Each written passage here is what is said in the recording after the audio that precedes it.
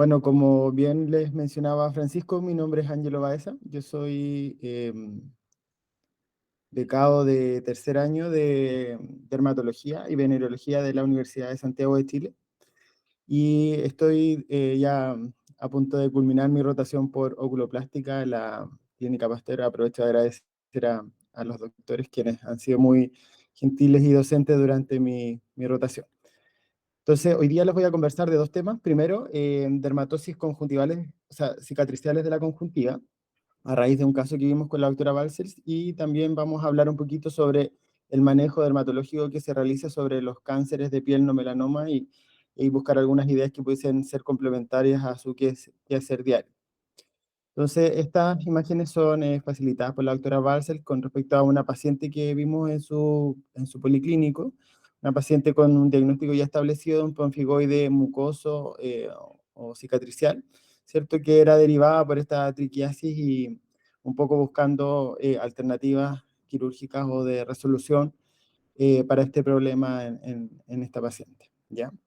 Entonces ahí vamos a comentar algunas cosas y otra de las interrogantes que tenía el tratante es si algunos cambios conjuntivales correspondían o no a una nueva reactivación de la enfermedad. Entonces, nosotros en dermatología solemos siempre dividir las patologías en aquellas que son infecciosas, o sea, perdón, inflamatorias de tipo infecciosa o no infecciosa, aquellas que son tumorales u otras, ¿ya? En este caso, la lista es larga de las dermatosis que pueden generar cambios cicatriciales en la conjuntiva. Ya principalmente corresponden a enfermedades ampollares, sobre todo inmunomediadas, como es el pemfigoide mucoso, el pemfigo paraneoplásico, la dermatosis lineal por IgA, la epidermolisis bulosa adquirida, también algunas farmacodermias severas como el síndrome de Steven-Johnson y la necrolisis epidérmica tóxica. Ya, les menciono acá también el pénfigo vulgar, que aparece con un asterisco, porque si bien es un diagnóstico diferencial muy importante para nosotros en dermatología, en la parte cutánea, y que además tiene un compromiso mucoso también importante y severo, no, la reacción conjuntival que genera no logra provocar cambios cicatriciales, ¿ya? Entonces, si bien un diagnóstico diferencial de las enfermedades autoinmunes ampollares, con compromiso mucoso importante no genera cambios cicatriciales. Otras son el lupus eritematoso ampolloso, que es una variante extraña, ¿cierto?, del lupus eritematoso. La porfiria cutánea tarda, que es una enfermedad fotoinducida, ¿cierto?, poco común. La esclerosis sistémica, la queratitis, la queratoconjuntivitis atópica, la rosácea, que también por mucho tiempo se llamó como el pseudopenfigoide, la sarcoidosis, y dentro de los cambios inflamatorios infecciosos tenemos la lepra, el tracoma por la clamidia trachomatis y la conjuntivitis por difteria, que son muy raras. Y dentro de otras causas, ¿cierto?, las quemaduras o traumas. Entonces, un poco para hablar de estas patologías con énfasis en el pemfigoide mucoso, es importante recordar, ¿cierto?, que las capas de la piel están unidas a través de dos tipos de uniones, valga la redundancia, y más importantes, que son los desmosomas, que permiten unir, ¿cierto?, a los corneocitos, sobre todo en la capa, tanto el estrato granuloso, espinoso, y finalmente el estrato basal, que se une a la membrana basal a través de los hemidesmosomas. Entonces, así nosotros podemos dividir las enfermedades ampollares inmunomediadas en aquellas que son tipo pénfigo, que son aquellas que tienen anticuerpos dirigidos contra las proteínas que conforman los desmosomas y que por lo tanto generan ampollas que son mucho más flácidas, con signo de Nikolsky positivo, que se rompen fácilmente, y tenemos aquellas cuyos anticuerpos están dirigidos contra los componentes de la unión hemidesmosomal, ya que une a la membrana basal, al estrato basal, ¿cierto? En que genera todo el subgrupo de los pemfigoides, la epidermolisis bulosa adquirida, ya donde las ampollas que se forman son ampollas mucho más tensas. Ya nosotros logramos ver en estos pacientes las ampollas, muchas veces en los pénfigos solo vemos las erosiones y las costras sangrantes, eh, esto da un signo de Nikolsky negativo, por lo tanto la ampolla no se rompe con facilidad. Entonces vamos a partir con el pemfigoide mucoso, que como les mencionaba es una enfermedad ampullar inmunomediada localizada a nivel subepitelial, ¿cierto? Los anticuerpos están dirigidos contra el hemidesmosoma, que tiene circuitos de remisiones y exacerbaciones y que tiene un compromiso mucoso muy importante, por eso es su nombre, generando cambios cicatriciales. Ya se comprometen todas las mucosas, pero en orden las dos más comprometidas son la mucosa oral, hasta un 85%, donde genera una gingivitis erosiva y donde podemos ver algunas vesículas, incluso algunas destechadas, ¿cierto? Y la conjuntiva, ¿ya? En un segundo lugar. Eh, Se supone, según lo que determinan algunos estudios, correspondería hasta un 60% de las conjuntivitis cicatriciales crónicas y lo otro importante es que hay formas limitadas al compromiso mucoso. Entonces podemos ver solo cambios a nivel de estos y no cambios a nivel cutáneo, ¿ya? Que solo se pueden ver en un 25% de los pacientes, que generan, ¿cierto?, estas ampollas tensas, sobre todo a nivel de cabeza y cuello. Tronco superior puede generar alopecia cicatricial por ampollas en el cuero cabelludo o también puede llevar a una dermatosis generalizada con ampollas tensas en todo el cuerpo. Se cree que estaría determinado por algunos factores genéticos y cambios ambientales, pero por sobre todo existe una teoría de la inflamación tisular previa, en donde, por ejemplo, estos pacientes se hayan sometido a un procedimiento quirúrgico ya o hayan tenido alguna farmacodermia severa como un Steven Johnson NET, que haya gatillado la exposición de antígenos propios y la activación del sistema inmune, que formaría anticuerpos contra estos antígenos que normalmente estaban protegidos de este sistema inmune, tanto innato como posteriormente adquirido.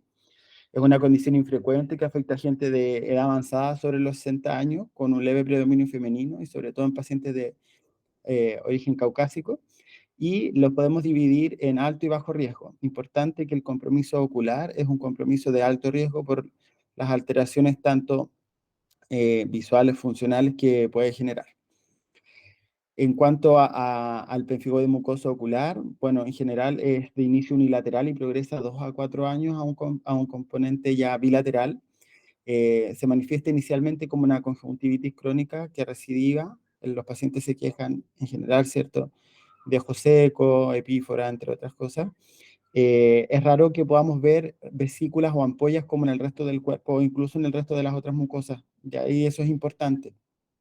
Eh, y los cambios cicatriciales van generando uniones entre las conjuntivas, ¿cierto? Vulvar y palpebral, o sea, el cimbléfron, van generando fusión de los párpados, ya una malposición de las pestañas, triquiasis, también aparece esta doble fila de pestañas, la distriquiasis, puede provocar entropion, xeroftalmia, y con todos estos, estos gatillantes o factores exponentes de la córnea y de daño corneal crónico, puede llevar a una ceguera hasta un 50% de los casos.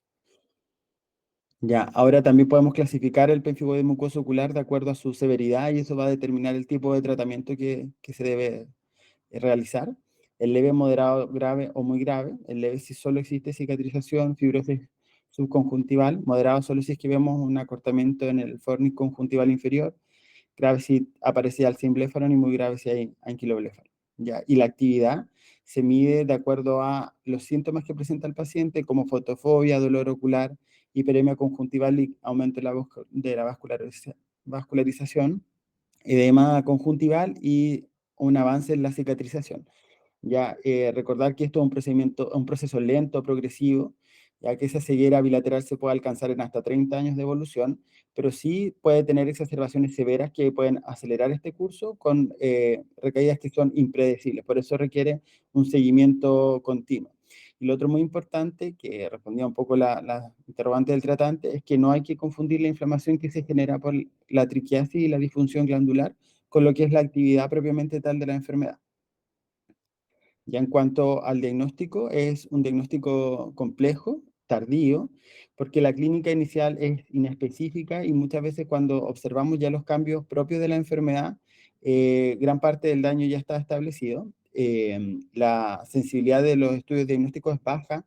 Se sabe que la inmunofluorescencia directa, que es una de las técnicas que nos permite localizar la presencia de estos anticuerpos en la membrana basal, tiene una sensibilidad solo un 50% y no descarta todos los diagnósticos diferenciales, donde aquí los más importantes son la dermatosis lineal por IgA y la epidermolisis bulosa adquirida. La inmunofluorescencia indirecta, que es la que mide los anticuerpos en el suero del paciente, tiene poco valor diagnóstico y las cosas que vemos o los hallazgos que vemos en la biopsia conjuntival son distintos a las alteraciones que vemos en la piel.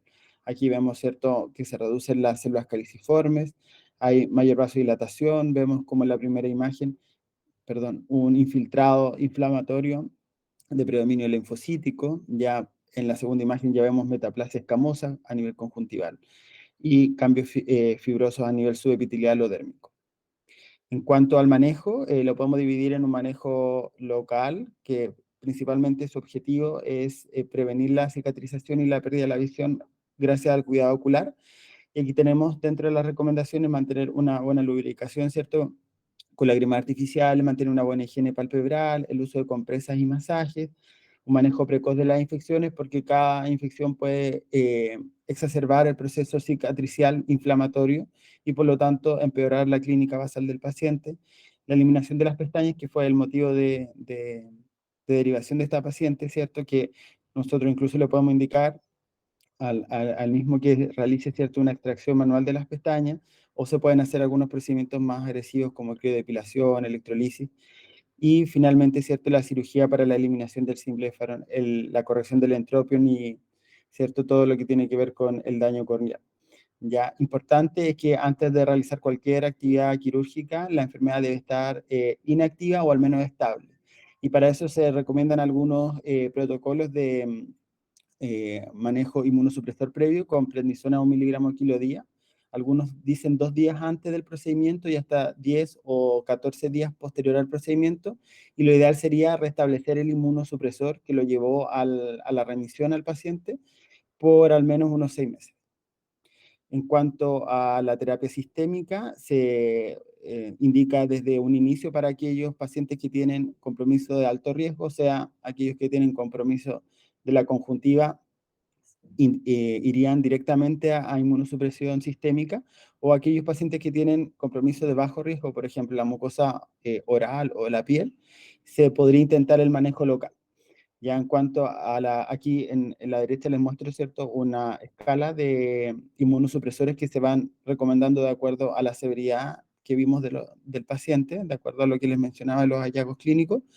En general, dentro de los medicamentos más asequibles para cuadros leve o leves moderados es la dapsona, que en cuanto a nivel ocular ha tenido harta evidencia, suprimiendo la inflamación tanto conjuntival como el posterior desarrollo de cicatrices.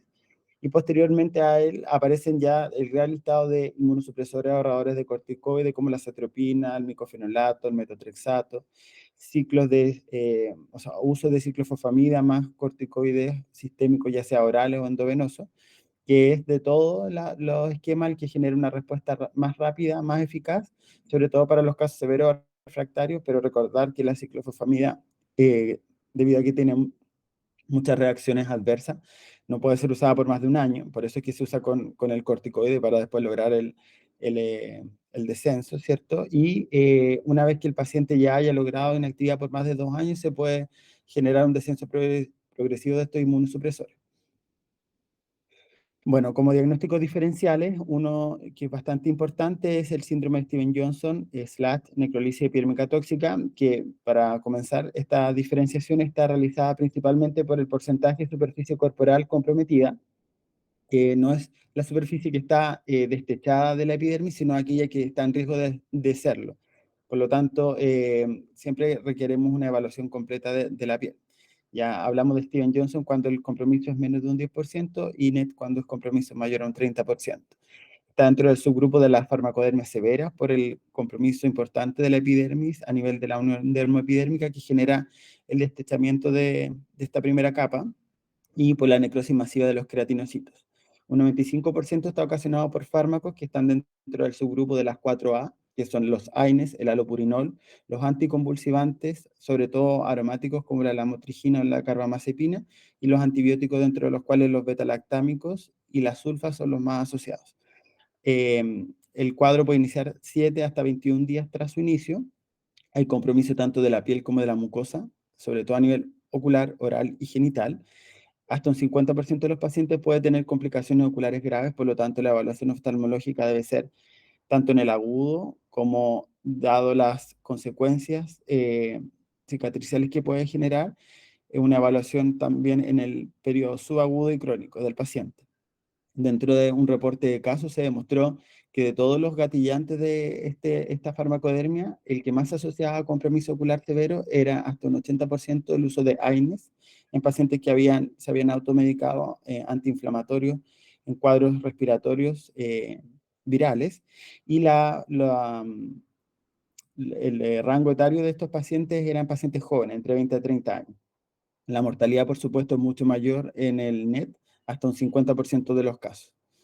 ¿Ya? Es importante recordar que es un cuadro evolutivo que, como dijimos, puede tardar 7 a 21 días en manifestarse completamente después de haber iniciado los medicamentos, pero que puede tener un pródromo de mialgias, compromiso del estado general, sensación febril, es similar a un cuadro respiratorio viral agudo, pero muchos pacientes refieren la aparición de la conjuntivitis antes de la fiebre y antes del compromiso cutáneo, entre horas hasta 4 días antes. Por lo tanto, había un porcentaje no menor de estos pacientes que consultaba al oftalmólogo por conjuntivitis que se habían diagnosticado como de etiología viral o incluso bacteriana, porque a veces podía tener un compromiso mucoso o mucoseroso bilateral, y posterior a esto el paciente, ¿cierto?, manifestaba el resto de la sintomatología. Evoluciona después con el compromiso cutáneo característico, primero con mucho dolor y ardor de la piel, aparece este exantema, las ampollas que se destechan, y después viene ya un compromiso mucoso y a nivel anexial mucho más severo. En cuanto al compromiso ocular, lo podemos dividir en etapa aguda, subaguda y crónica. A nivel agudo tenemos la conjuntivitis bilateral, ¿cierto? Que puede ser catarral, mucopurulenta, membranosa, generando lo que se muestra en la segunda imagen, ¿cierto? Estas pseudomembranas. Y finalmente puede llevar, ¿cierto?, a erosiones corneales y o conjuntivales, siendo estos dos últimos los que están con asterisco, signos de alto riesgo para secuelas oculares posteriores. Hay muchos estudios que discuten si el inicio precoz de los corticoides sistémicos y tópicos frenaría un poco la evolución de los cambios subagudos y crónicos, y estudios como más grandes con mayor N han demostrado que en verdad sí, ya por lo tanto el inicio precoz de este manejo inmunosupresor, tanto local como sistémico, tendría relevancia para la posterior evolución de las secuelas oculares. A nivel subagudo, vemos compromiso del estroma corneal con adelgazamiento y perforación corneal. Vemos simbléfano, que es lo que muestra, ¿cierto?, aquí la flecha blanca, ¿cierto? Y vemos cambios a nivel de la córnea, sobre todo epitelización y neovasculatura, como muestra, ¿cierto?, la flecha amarilla. Aquí ya se recomienda comenzar con trasplante epitelio corneal limbal cultivado o de lámina epitelial de la mucosa oral cultivada, para frenar los cambios como inflamatorios y posteriormente cicatriciales que se están realizando ya a nivel ya ocular más severo. Y en la etapa crónica podemos tener compromisos tanto corneales, conjuntivales como palpebrales, muy similar a lo que podemos ver, ¿cierto?, en el pemfigoide mucoso. Ya, por lo tanto, aquí ya es importante que esté establecido, ¿cierto?, una estrategia de tratamiento mucho más completa, con uso de corticoides tópicos controlados, ¿cierto?, para evitar los efectos adversos, por ejemplo, que se gatilla un glaucoma, antibióticos tópicos, dado que estos pacientes suelen tener un alto riesgo de infección por Staphylococcus aureus meticilino resistente o Staphylococcus epidermidis, lo cual aumentaría, ¿cierto?, los cambios inflamatorios y cicatriciales posteriores, e intervenciones quirúrgicas precoces, ¿cierto?, para resolver la triquiasis, los trasplantes que vimos anteriormente de la mucosa oral o de membrana amniótica. El pénfigo paraneoplásico es otro diagnóstico diferencial importante. Actualmente se habla ya de un síndrome multiorgánico autoinmune paraneoplásico porque hay compromiso de órganos internos. Ya afecta a pacientes entre 45 y 70 años aproximadamente, pero también hay casos descritos en niños, y está asociado sobre todo a neoplasias hematológicas como la leucemia linfática crónica, el linfoma no Hodgkin, y también se ha descrito, ¿cierto?, en la enfermedad de Castleman y el timoma. Hasta un tercio de los pacientes no conoce su diagnóstico neoplásico tras el debut, ¿cierto?, de los cambios por el pénfigo. Por lo tanto, puede anteceder, ¿cierto?, al diagnóstico, y cuando esto se gatilla, hay que entrar de cabeza, ¿cierto?, a la búsqueda de estas neoplasias ocultas. ¿ya? Ahora, hay muchos anticuerpos que están dirigidos contra mucha cantidad, ¿cierto?, de antígenos desmosómicos, y eso está dado principalmente porque se exponen ciertos antígenos tumorales.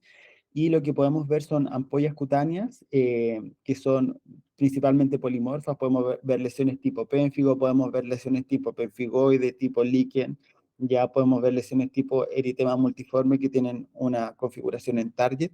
Ya, por lo tanto, la parte cutánea no nos ayuda mucho como hacer un diagnóstico específico, no así el compromiso mucoso, sobre todo a nivel oral, donde podemos ver que el compromiso es severo en labios, ¿cierto? Lengua y también la mucosa yugal.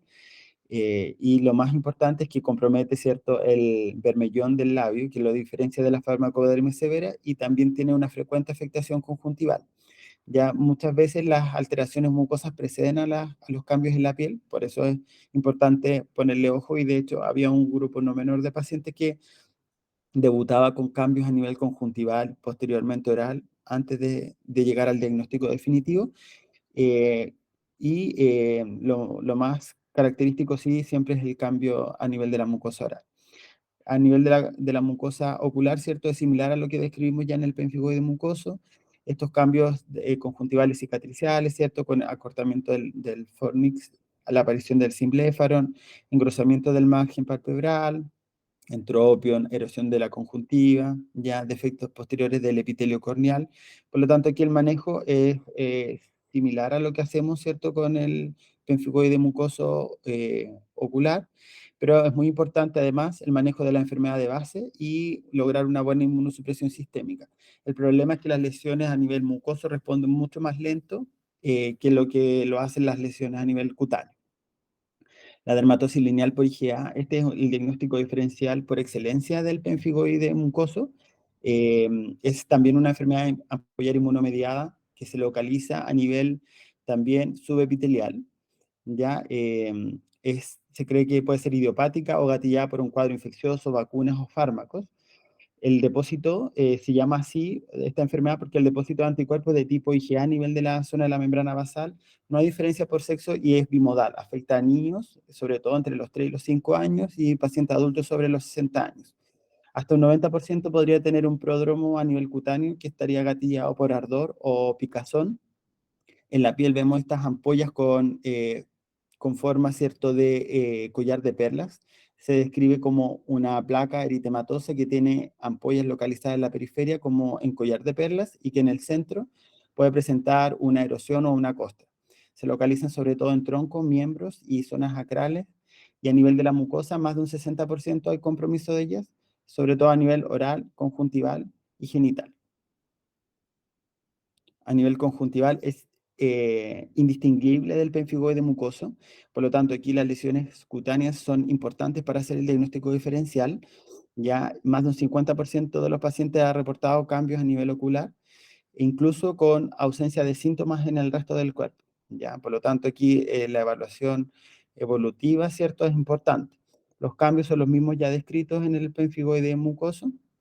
Si está inducido por algún fármaco, tras su retiro, el cuadro resuelve, como pasa, por ejemplo, con la vancomicina, que es uno de los principales gatillantes de este cuadro, pero también requiere, ¿cierto?, del uso de inmunosupresores, sobre todo sistémicos, y en caso refractario, el uso de inmunoglobulina endovenosa. Y la epidermolisis bulosa es el segundo diagnóstico diferencial más importante del pemfigoide mucoso. También es una enfermedad inmunomediada ampollar a nivel subepidérmico, pero aquí los anticuerpos están dirigidos directamente contra el colágeno 7, que enlaza, ¿cierto?, la epidermis a la dermis superficial. Se asocia con enfermedad inflamatoria intestinal, sobre todo con enfermedad de Crohn, por lo tanto es importante rescatar ese antecedente. Y hay dos tipos, uno que es mecanoampolloso, que básicamente las ampollas aparecen en zonas de roce, en zonas de fricción o zonas extensoras, que es como lo que está mostrando, ¿cierto?, ambas imágenes, pero el que a nosotros nos importa es el tipo inflamatorio, que es símil al pemfigoide ampollar, símil a la dermatosis lineal por IgA y símil, ¿cierto?, al pemfigoide de las mucosas. Y aquí es donde ya tenemos problemas, porque la parte o los cambios a nivel ocular también son indistinguibles del pemfigoide mucoso, y es importante ir a buscar, ¿cierto?, las lesiones en la piel para poder hacer el diagnóstico diferencial. ¿Ya? por lo mismo, el manejo es el mismo de lo que se recomienda para el pemfigoide mucoso a nivel ocular.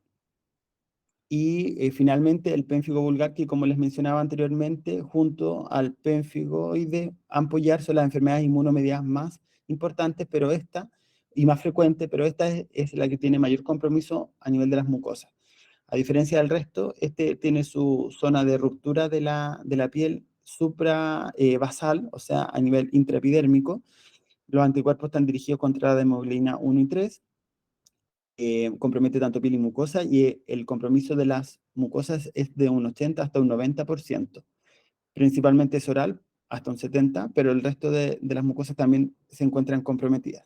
Y como ven ustedes en la imagen, podemos observar principalmente erosiones y costras y no ampollas, dado cierto que estas son mucho más frágiles y por lo tanto se destechan antes de realizar el diagnóstico.